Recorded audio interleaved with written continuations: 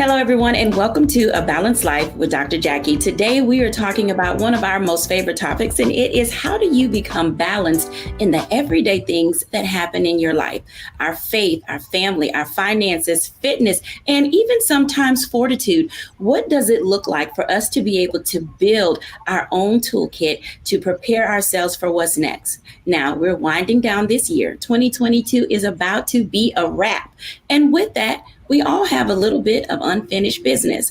So today we want to talk about that. What are some of the categories that your unfinished business may fall into? Now, that unfinished business could be anything from starting a weight loss plan or learning how to manage your money or setting up your kids' college fund and bank accounts. What about doing your last will and testament? Even with that, so many of us have done the great escape and have not been coming back to church, but our faith gets called into question when we're not in the building. Oh my goodness, we have so much to talk about today. And of course, we have curated some great people who are going to share with us on how to keep balance as we round out the year and get done some of our unfinished business. We are joined today by Pastor J.T. Johnson, Dr. Tierney, Stacy Owens, and we have a special guest today, Pamela Sams of Jackson Sams Wealth Strategies. Welcome in, everybody. How is everybody doing? Great. Let me tell you, when we started thinking about putting this show together, one of the things that came to mind for me was how much unfinished business I have in these last few weeks of the year. So as we began to start our show and just talk to our honest audience very openly and candidly, I'm going to start with Dr. Tierney. Dr. Tierney, what are some of the unfinished business things you have going on personally? You gonna start with me first? Okay, here we go. I'm gonna always start with you first.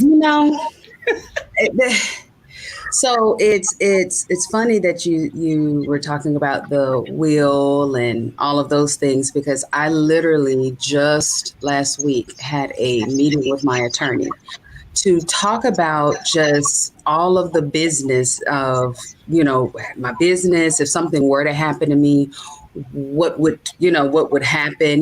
Would my husband even get everything? Because here in the state of North Carolina, it's not guaranteed that 100% of my assets would go to him. I have a lot of intellectual property. So how do I make sure that I have everything that I need legally for my professional, for my personal, for my assets, for my book, for my business, to ensure that if something were to happen to me, I'm not leaving this huge burden on the shoulder of my loved ones, and so that's one of the unfinished businesses that I'm leaving 2022, but starting in 2023, making sure that I have the right documentation and that everyone knows, what my desires are, where to find the paperwork, because sometimes Big Mama leave and then everybody looking like, where's the birth certificate, So making sure that everyone knows exactly where everything is, what I've already lined up, and making sure that it is legal, with the state, so that it won't be any contesting anything, because I've already done my due diligence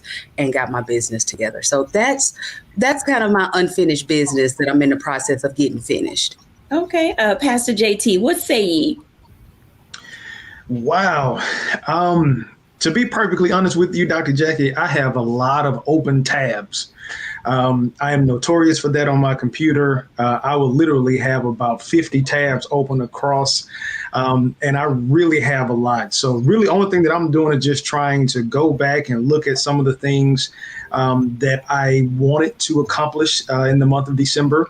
I kind of operate in a very succinct, organized calendar, and just really trying to go back and look and see if there's anything that I have not taken care of, that I can take care of, or if there are some things that may need to be pushed over to the new year. So it's really just doing an evaluation. So if I can say that, that's really what I'm doing, just evaluating the progress that I've made over the month.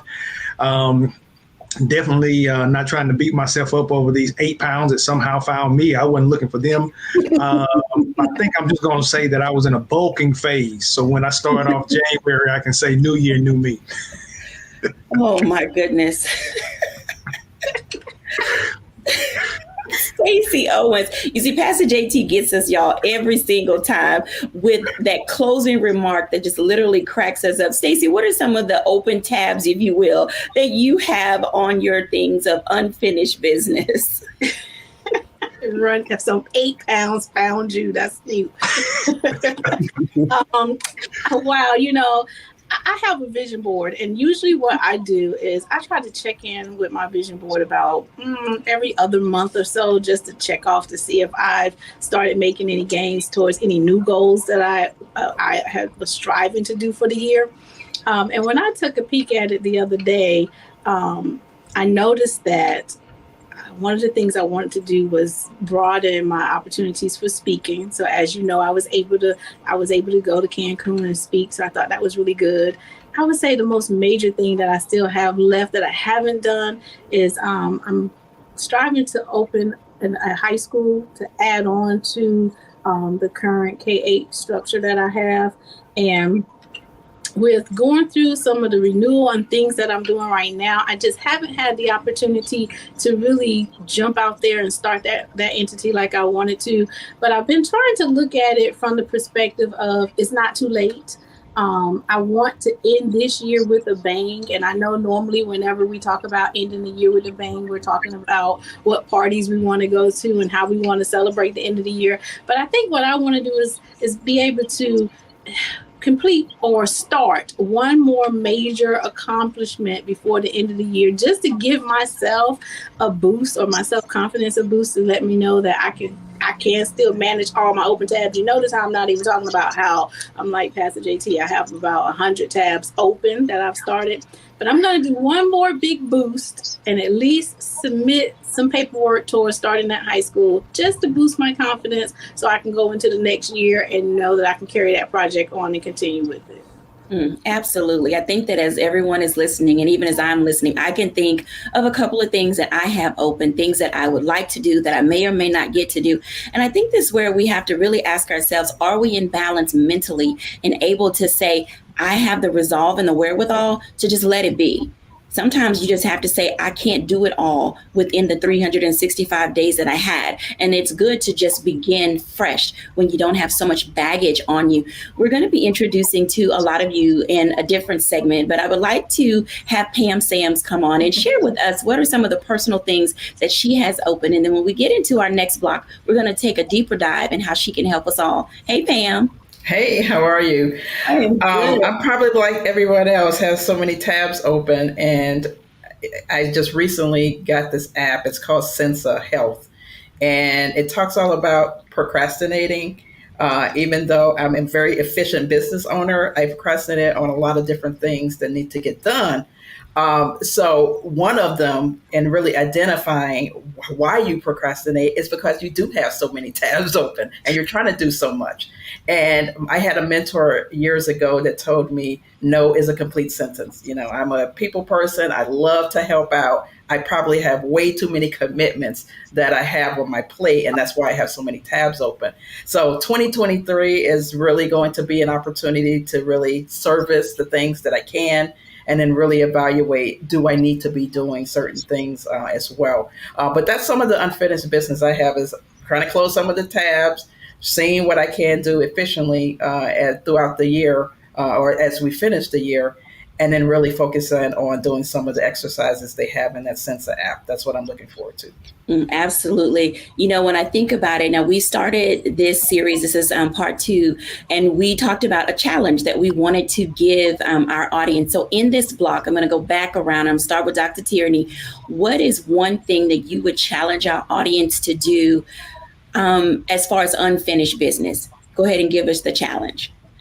To handle your business. So there are some things that absolutely we need to pace ourselves. So we might need to start it, as my sister Stacey said, we might need to start it here, but we may finish it in 2023. There are some things that we need to just table altogether. But regardless of the method, we need to make sure that we're always handling our business, making sure that those things that absolutely need to be done, that we've either looked at them, had a conversation about them, we have them on the docket, we're researching them, or we're making some sort of forward movement to make sure that we're handling our business. Absolutely. Pastor JT. That's good. I'm going to piggyback off of my sister, and I'm going to stretch it and say, make sure it's your business that you're handling. Oh, yes. Because oftentimes we find ourselves with a lot on our plate, but we are allowing other people to fix our plate. So I'm not going to go back, to a highlight of 2022 and talk about those low vibrational plates. But you got to be careful that you haven't gotten this close to the finish line and you are threatening to forfeit you crossing the finish line because you're trying to drag somebody that stopped running in June. So if y'all can't say amen, just say ouch. Stacey Owens. Oh, I gotta stop coming behind Pastor Jacquie. Again, they stopped running in June. Just set order. I challenge you, just set the order. Just, it's never too late to start, but you gotta have a well thought out plan so that, you won't run the course or get off course or find yourself, jumping too far and then becoming discouraged and not moving at all. So at least set the order by, creating your plan. Absolutely. Pam Sams. I think it's really don't ignore it. Because in my field with finances, especially this year has been quite a ride in terms of volatility, is that some people just don't want to open the statements. They don't want to look at the information. So don't ignore it. If you put your head in the sand, you can't fix it unless you know what's going on. So I really encourage people and challenge people, open the statements, look at it. As Stacey had said, have a well thought out plan on how you're going to deal with it, but don't ignore it. Absolutely. Thank you all for giving our audience that challenge. When we come back after the break, we're going to go into a deeper dive with Pam Sams. We'll be back after the break.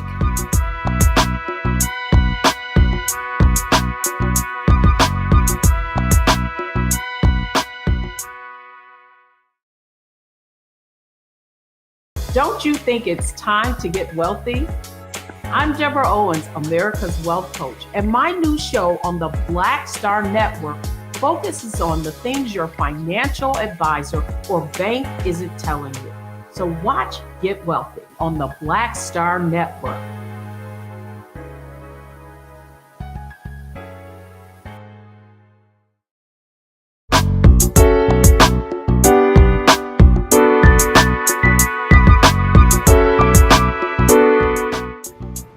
Welcome back, everyone, to A Balanced Life. And as you can tell, you've got some great tips already on how to begin to work on and tackle and approach some of your unfinished business. And I will say, just myself, like most of you in our community and communities all around the world, we have some unfinished business as it relates to how we not only manage our money, but how we approach dealing with banking, setting aside for college, making certain there's enough for funeral arrangements, having to take over someone else's responsibilities when they're no longer able to do so. So Pam Sams is here of Jackson Sams Wealth Strategies. And I'd like for Pam to just come on in, tell us a little bit about herself and her company. And I've got some questions for you. Hey, Pam. Hey, Dr. Jacquie, how are you doing?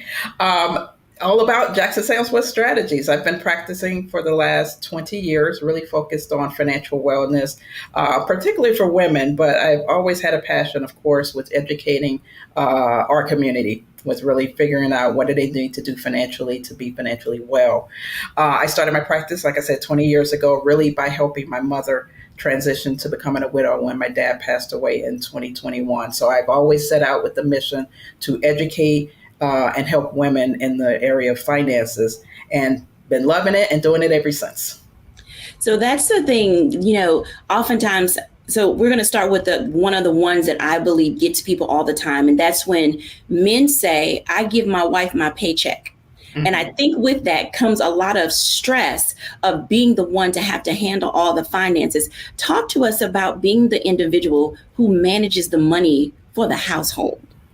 Yeah, and that can be very stressful for either party, whoever's going to take over managing the day-to-day. But I always tell people to really encourage their partner to take advantage of what's going on in the household, be privy to all of what's going on, especially in the absence of one or the other.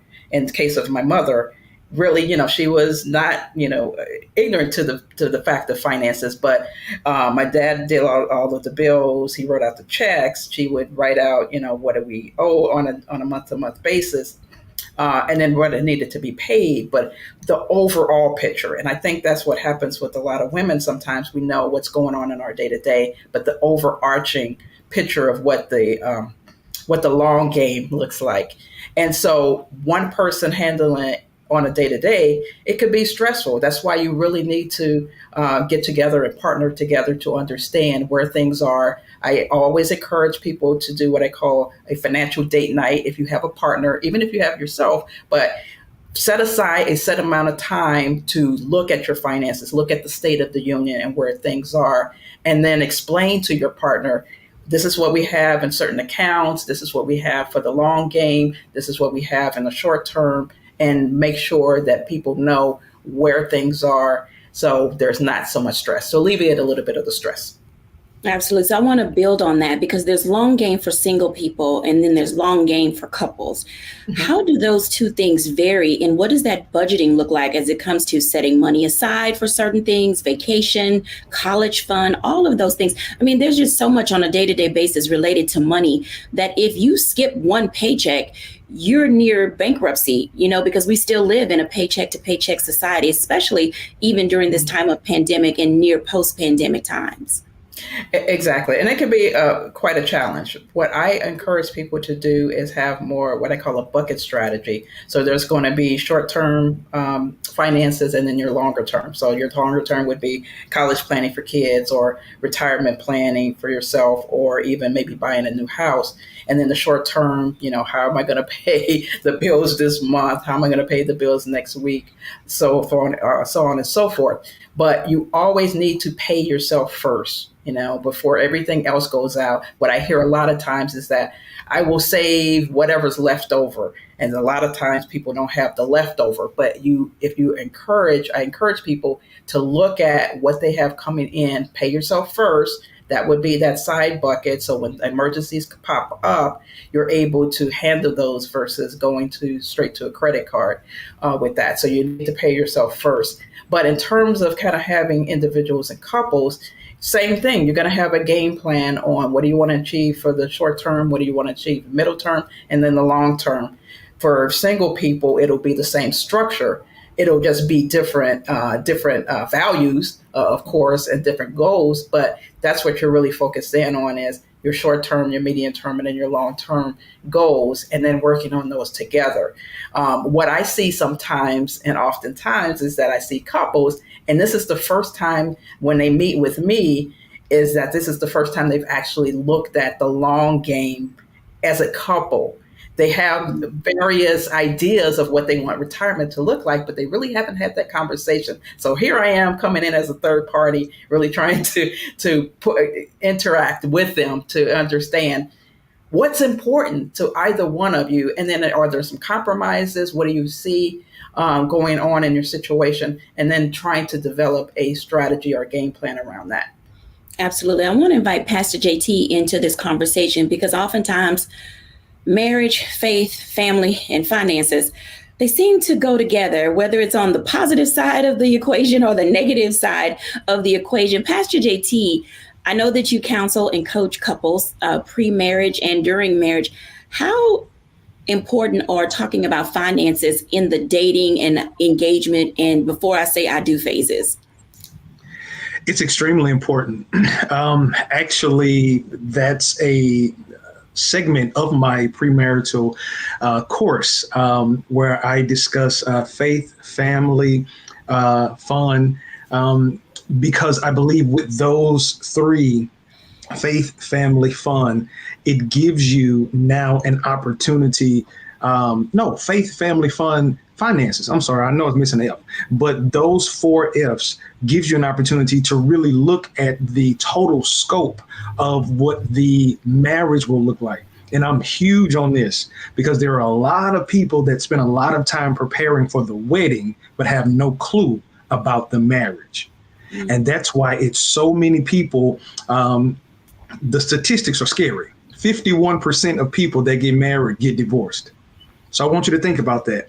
for every wedding planner, for every decorator, for every DJ, for every culinary artist that has a wedding on one Saturday, this time next year, that wedding probably that couple won't even make it to the end. And it's typically things that they are thinking will just find their way to smooth out in the wash. But if you don't deal with it up front, just as Pam said in the previous segment, we kind of bury our head in the sand. And when we are forced to deal with it, we really don't even know the person that we said I do to. Because just because they look good in person does not mean that they look good on paper. Mm. Once again, if you can't say amen, say ouch, because he brings up a very good question, the evolution of relationships, Pam, as it relates to how you approach money. If you get married at a young age, then you're out having a good time. And I know there are a lot of young people who are frugal. So we're putting that out there now. But then there's literally two different mindsets when it comes to being young and married, then married with kids, and then married being older. And then when jobs shift, when one person is employed and not employed. Pam, how do people manage their money, or should they manage their resources when someone is not working, as we saw happen during the pandemic? That's where you really need to focus in on is who is bringing in the resources, and then really not be sour about it. Sometimes, there's a unbalance, so to speak, in the household. And as a pastor was mentioning before, sometimes there's animosity when it comes to finances. Who's bringing in the bacon, who's not bringing in the bacon, who's doing their share, who's not doing their share. So really focusing in on supporting each other during that time frame where there could be an absence of income, and then making sure that you have enough resources that are coming in, what's going to the bills, what's going to savings, in anticipation of having maybe an absence of income or a reduced income. That's where the rubber meets the road, when understanding your needs versus your wants in your household.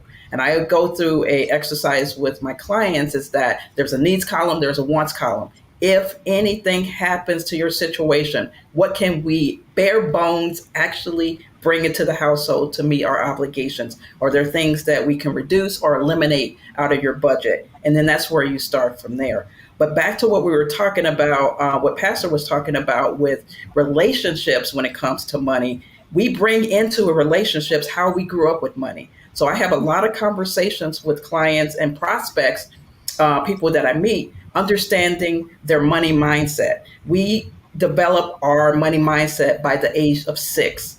And so we have our sometimes 6-year-old self still operating in the background of our money scripts and bringing that into a relationship. So with Pastor, when he does those, the counseling, you have to understand, what are you bringing into that relationship in terms of a money mindset? Did you grow up with your parents with a lot of debt? Was it talked about in the household? Did you receive an allowance? All of these different things come into play as you develop your relationship and as you develop building your financial household. So you bring up a good question, Pam, as it relates to an allowance. And I know that those are touchy points with couples. And I'm going to ask you first, then I'm going to ask Pastor JT. I don't. How do you want to say it? Wait, so the time that we have in this block, an allowance for a child should be what amount? And then the allowance for an adult. And we're going to talk about that more in the third block, because I'm going to need some of y'all to level up on the allowance that you give in your spouses. So Pam. The allowance on what you give your child really kind of depends. If they're going to be, I always had, when I gave my children allowance, there had to be some skin in the game. So there were chores that need to be done, and then you would get those. So I would say, what do you want? I always came up with the thing, you get money, you're going to save some, and you're going to give some away. So there's charity, there's money you're going to spend, and you're going to save some.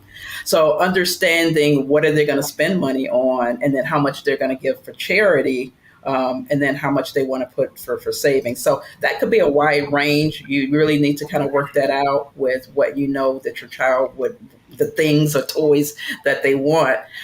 In terms of an adult, really figuring out, there's kind of going to be that fun money bucket that you have. So, and this would be something that you agree upon, that, if there's a certain dollar amount that you won't go over. So, if there's an expense that's over a certain percentage or a certain amount, agree that that would be the fun bucket money you're going to take it from versus the household expenses, and then what that would come up with. But again, it has to be a consensus on what do you want to put away and what type of allowance that you would allow for adult. That's the safe answer. Okay. So when we come back after the break, we're going to give some unsafe answers. We'll be back in just a moment.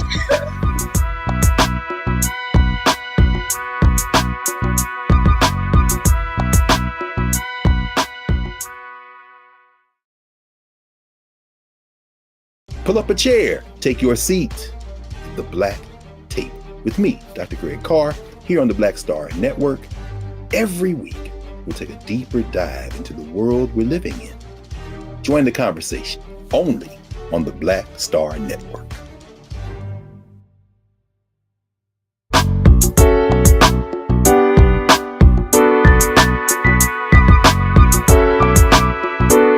Welcome back, everyone, to A Balanced Life. As you can tell, talking about money and relationships is a conversation that can go on and on and on.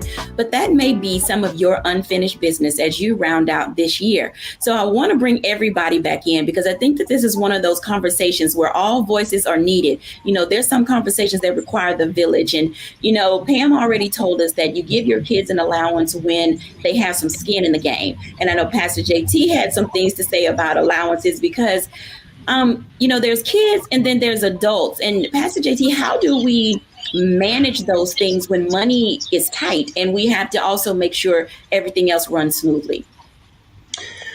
Right. So now, as it relates to kids, I think to some extent, I think there has to be an open communication, especially. And so let me lend my comment to the side of the tight side, right? Because I think there are a lot of parents that somehow find themselves in stressful situations because when it gets tight, we're still trying to provide, man and quee the experience that they are accustomed to having. But I think that now gives them a false sense of what money is like or money management is like. And I believe now, with our children being a little bit more aware of what's going on, I believe that a conversation definitely should be had. So, I guess now, time is different. I'm kind of, fortunately, I have two grown young men, so I don't necessarily have allowance in a sense, but they hit me up always, needing gas money or, stuff like that. So maybe I need to get a little bit more structured, but then I don't want to feel like I'm giving these grown men allowance. But that's a topic for a different day. But I would definitely say communication. And then I would say, and this word, I want to just throw this out here because I believe that this is a word that I believe everybody probably should start looking at if you haven't already, and definitely look at going into 2023, budget. If you have a budget and you have already told the money where to go, it's easy for you to move money around based on what's coming in. So kind of, with my boys being out of the house, kind of the way we think about budgeting, or from an allowance standpoint from adults, we kind of live on the 60-40. And I know 70-30 was kind of, catchy, but we did the 60-40, 10 to God off top, 10 short term, 10 to long term, and then we split 10. And then we live off of the 60. But we're both entrepreneurs. So then now, if we want a little extra, hey, you got your business, you put a sale on for the weekend, so it's just that thought process, but again, I believe that having a budget really takes a lot of frustration out of life. And I always say this to my premarital couples, and I do premarital, intermarital, and postmarital. I've had to really spend some time counseling couples that decide that this ain't working and they have to go a separate way to figure out what's best for them, and especially with their children. But I always say this: it's a poor person that can wear Balenciagas but don't have a budget. Yes, sir. Well, now, Stacey, I know you don't want to come behind Pastor JT, but the segue is right, because you are an administrator of a school, and I know that you're teaching your kids a lot of things related to money and their wants versus their needs. How do you help them in the academic space begin to understand money, as well as balance out how they're asking their parents to spend their resources? Wow. Well, I'm glad you didn't ask me about myself, because I was like, now see, last time they made me say I was not balanced with working out. I had to get in trouble with that. Now True confessions. about, I have to be the honest one about me and say, but in terms of how we do it here at school, I have a few of my teachers who actually use money as part of their classroom management technique. And so I'll give a quick example of one where the students earn a paycheck for completing their work, completing their assignments, for following the rules and that kind of thing. And then on the other side of that, she also makes them pay bills. So they have to pay a certain amount of money for their desk, a certain amount of money they pay electric, in terms of their computer usage and that kind of stuff. And when she first started this, it really made a couple of people say, well, isn't that cruel to charge the kids? It's fake money, of course, an amount for where they sit or for using the computer or whatever. But one of the things that she was able to accomplish with those students is that they started thinking about how they wanted to spend their money. And they also started thinking about their actions, because they knew that this would impact my money. So behaviors quickly changed, because nobody want their money to be funny. So if you just show me the pathway, I'll know how to act so that I can get what I need. And then everything in her class is about a choice. So it's not that you're telling me I can't do something. It's just you got to make your decisions and your choices based off of what you can handle with your funds. And let me tell you something, when kids have to spend their own money, it's a whole different conversation. And I thought, man, I should have done that with my kids when they were smaller, because they didn't have any problem spending my money. So, but now that those jokers are older and I start asking my grown children about things, it's even funny watching them as grown-ups now making their own money. Their choices now, it's like, Mom, you want me to buy that with my own money? Like, so yeah. So I think one thing is just teaching students about financial responsibility, and then how that play into the home. Again, like I've said before on the show, I serve a high impoverished population. So just teaching them how to, understand the difference between wants and needs, and understanding how you can, if you can't do these things now as youthfulness, like how do you think about entrepreneurship as you get older? Like, how would you change this if you had an opportunity to change it as you grow up? Because the decisions you make today in school is going to impact your ability to make that change when you become an adult. So I think that's the balance that we play with the role here as educators. Absolutely. I think that those are valuable lessons. And as Pam already stated, sometimes our 6-year-old self shows up at the bank or at the department store, and we're really trying to figure out how to rub 2 nickels together to get something that's over that 10 cents. And so we have to really be cautious about how we do those things. Now, Dr. Tierney, when you think about people being able to level up with their money, what are some of the things that you share with your clients as it relates to, seeing money not only as a tool, also something that can really get in the way of your success if you don't do it well? Absolutely. We say we're doing non-safe answers, right? Okay. And true confessions.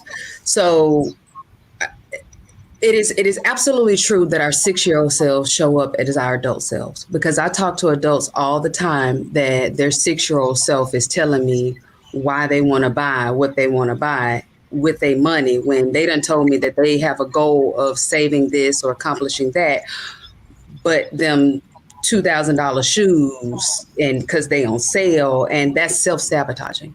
Oftentimes we'll use our money to self-sabotage what it ultimately we want in life, because we want a quick fix.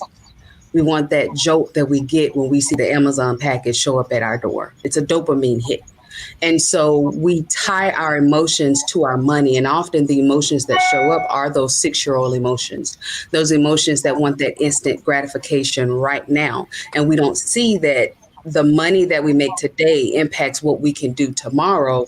If I got it in my hand right now, I'm going to spend it right now. So then when I need it tomorrow, we end up normalizing things like the payday lending and all of those other predatory things that when people then take our money and charge us astronomical amounts of interest because we have not set a plan for our money because it was all about what I was feeling and not really what I said I wanted to do. So when I talk to my clients about their goals and where that relates to money, I kind of parallel money to like a hammer.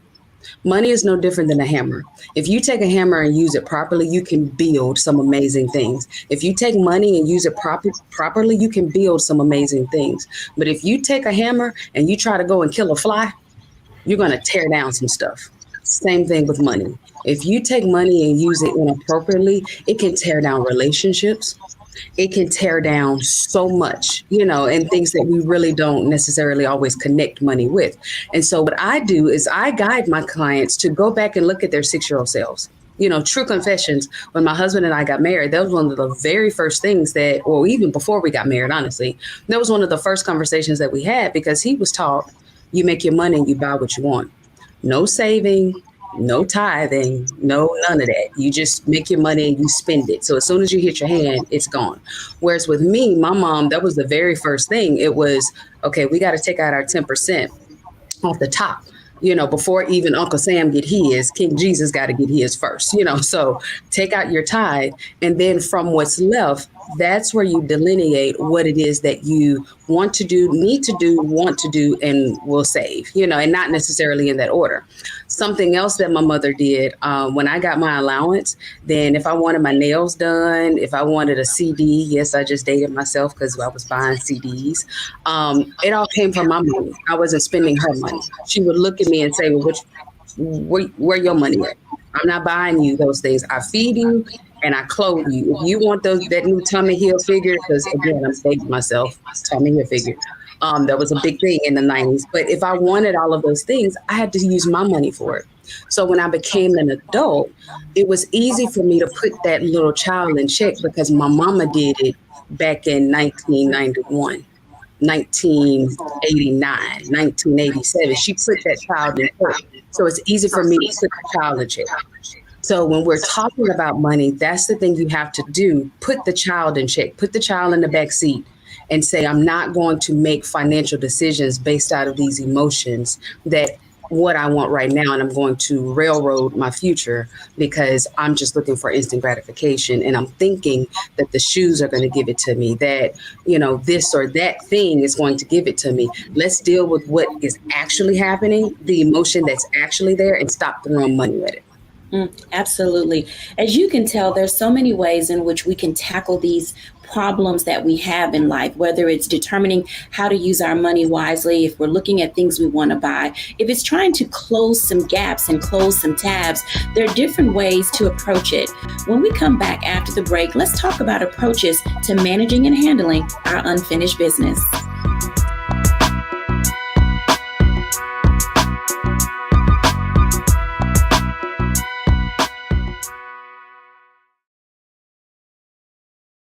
Black Star Network is here. Oh, no punch! I'm real revolutionary right now. Thank you for being the voice of Black America. All momentum we have now, we have to keep this going. The video looks phenomenal. See, there's a difference between Black Star Network and Black-owned media and something like CNN. You can't be Black-owned media and be scared. It's time to be smart. Bring your eyeballs home. You dig?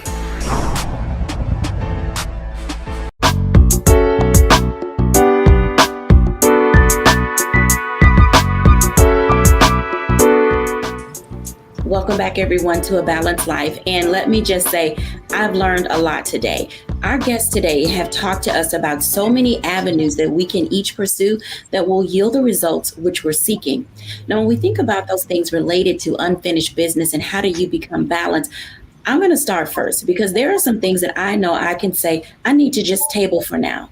I believe that as an individual, I am at my capacity of, to use Dr. Tierney's word, trying to level up to get things done. It's just not in me at this point in the year for me. So I will say that for me, I need to table a couple of things that I thought I was going to get done. I'm going to finish writing the children's book. The illustrations are done. I have managed to put some money into savings, and I have started working on a last will and testament. So I am in a good space when it comes to being able to move myself forward into 2023.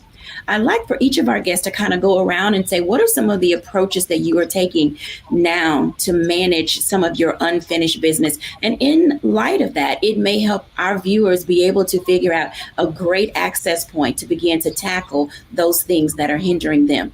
I'm going to start with our guest, Pam Sams. Great. Well, thank you very much, Dr. Jacquie. I am a big proponent on apps. And so if I can find an app that will help me process what I need to, as I mentioned before, I use an app. I just recently got an app. I have a lot of things, a lot of tabs open, procrastinate on some things. So this one will really help you do the behavioral piece of understanding and then putting things into place. So I have an app for that. Same thing, I think Pastor JT had mentioned his 8 pounds. I probably have something similar that showed up that I don't need it. So really understanding what do I need to do for 2023. I have a dietitian that I just hired. So really making sure I eat right, get back into the gym, some of the things that I need to do there.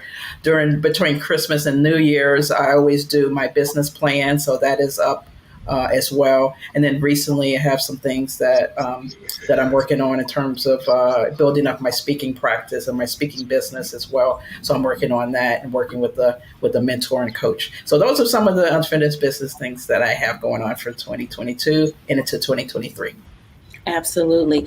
See, Stacey, I'm going to give you a break. What you say, lady?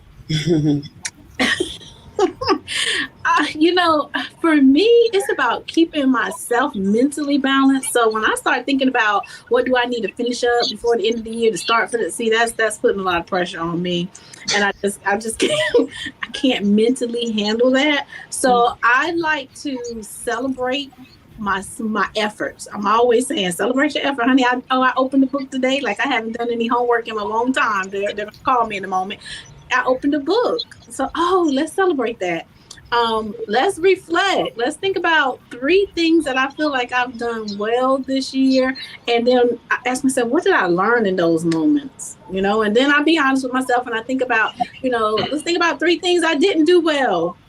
And then let's reflect on that because it's in those failures that has always made me stronger.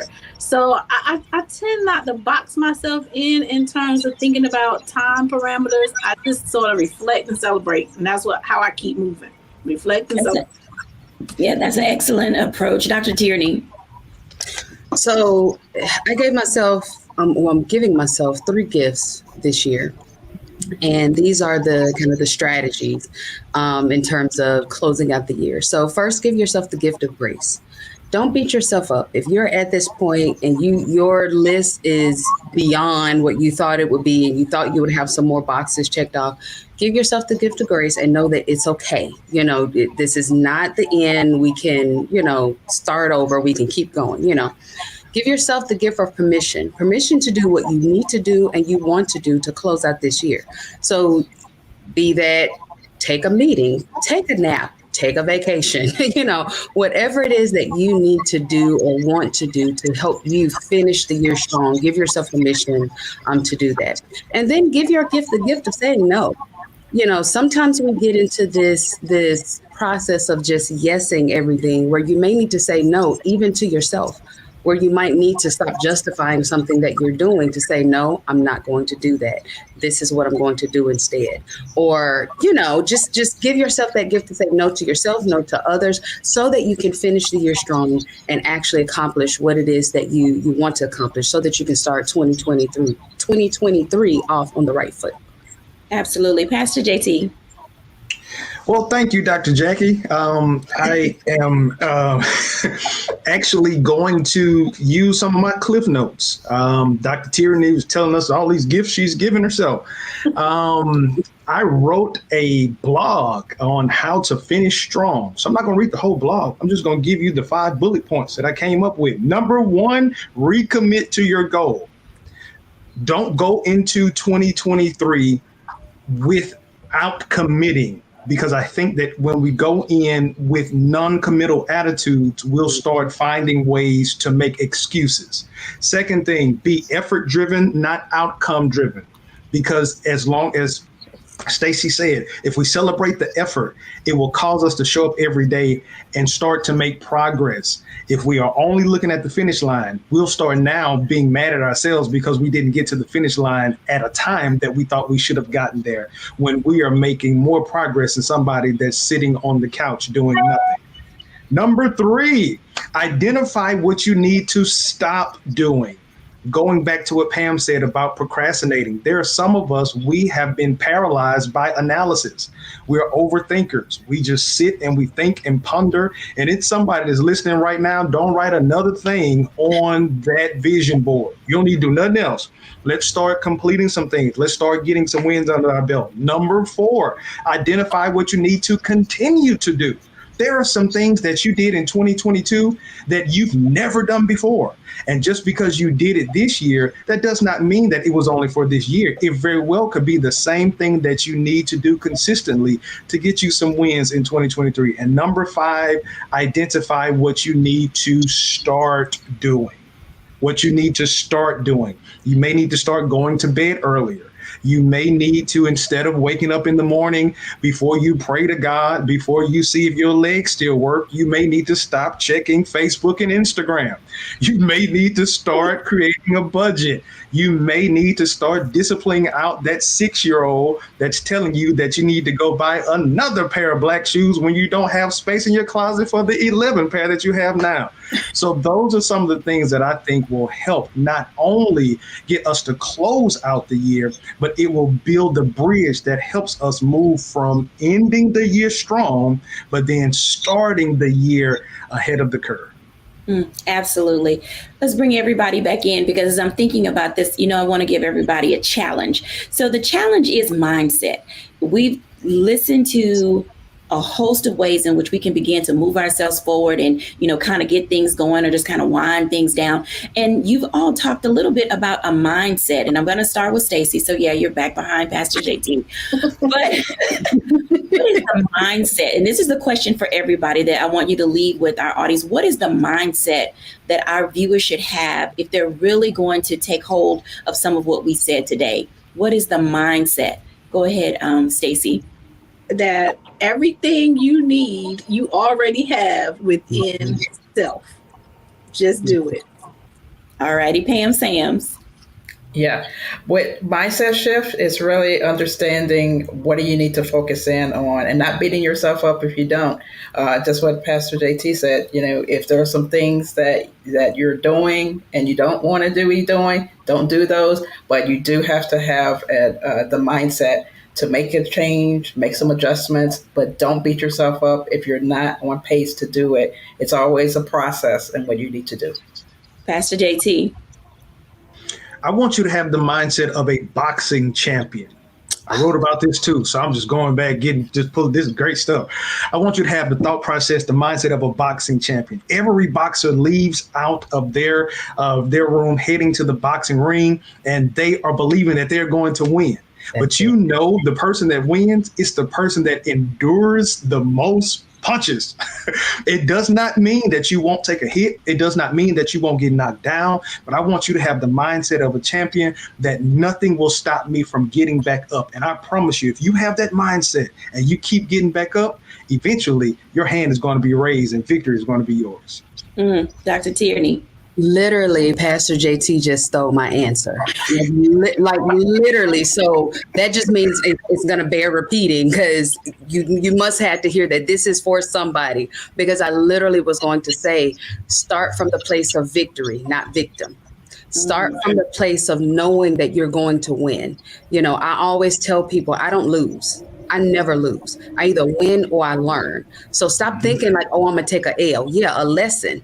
Because when you take a lesson in every situation, you're looking at it as something that I'm learning, then that means you're either going to win or you're going to learn. And if you learn, that means you're learning how to win. So ultimately, you always win. So starting from that place of victory, like my brother just said, boxers don't come out going, oh, I hope I win this. I hope I win. But they come out knowing that they're going to win. And ultimately, they win. If maybe not that match, they learn and then they win again. So start from that place of victory. Okay, so hold that thought for a moment because I'm going to ask you a follow-up question. How do you take a setback and turn it into a win, Dr. Tierney? Absolutely. Absolutely. This is where you turn that L from a loss to a learn. What is it that I need to do? So like if I make a move in my business right now, and let's say I don't hit the goal that I was intending or, whatever it is, then I look at it. And this is something I actually do. I take it and say, okay, so what was my marketing plan? Do I need to tweak that? Are there more, I need to run messages more this way instead of this way. Should I have ran them more on Google as opposed to Facebook? This is when you sit down and you look at what you did and you learn from it instead of just beating yourself like, oh my God, I didn't get it. See, that means and we start to do that stinking thinking negative self-talk. This is where you learn and say, okay, what is it that I did this time that maybe I need to tweak it? Or I know that this doesn't work. A boxer, they'll go back and they'll watch the videos. Football teams, they'll go back and watch the videos of where they might have dropped their hands when they should have held them up, or where they ran left when they should have ran right. I mean, this is where you literally sit down and tease that thing apart to learn exactly what you did this time, make the adjustments, and then do it again and do it again and do it again and do it again until you win.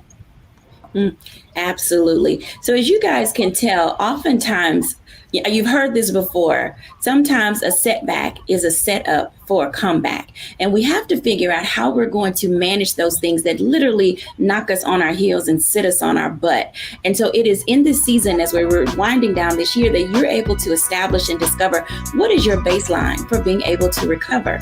When we come back after the break, I'll give my reflection.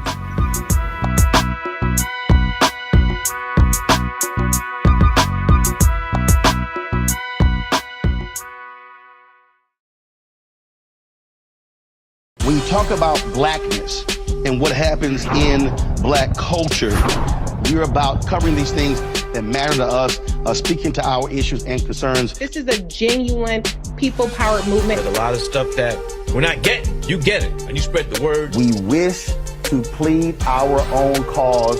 Too long have others spoken for us. We cannot tell our own story if we can't pay for it. This is about covering us. Invest in black-owned media. Your dollars matter. We don't have to keep asking them to cover our stuff. So please support us in what we do, folks. We want to hit 2,000 people, $50 this month, raise $100,000. We're behind 100,000, so we want to hit that. Your money makes this possible. Checks and money orders go to P.O. Box 57196, Washington, D.C. 20037-0196. The Cash App is $RM Unfiltered. PayPal is R Martin Unfiltered. Venmo is RM Unfiltered. Zelle is Roland at RolandSMartin.com.